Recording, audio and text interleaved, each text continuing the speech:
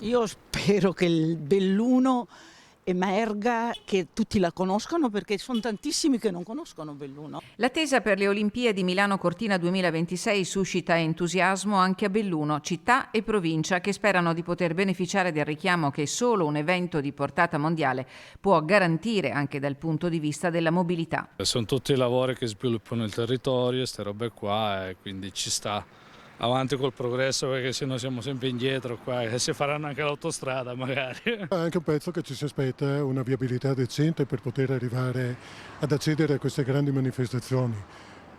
Senz'altro è un fiore all'occhiello per Belluno, che comunque Cortina lo è da anni.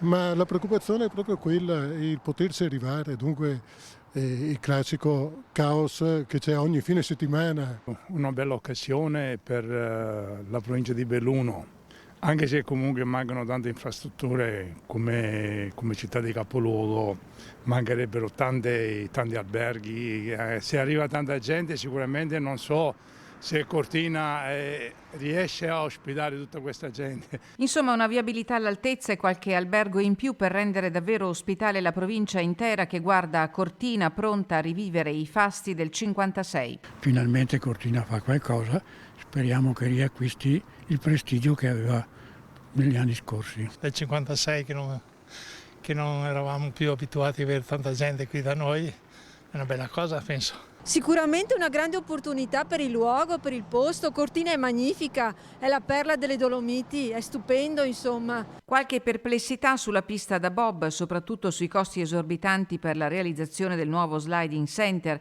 e più in generale sul posto Olimpiadi. Cerco proprio di essere onesto, secondo me non è che porti più, sì ti porterà tanto lavoro in quel momento lì, però dopo tutto sparirà.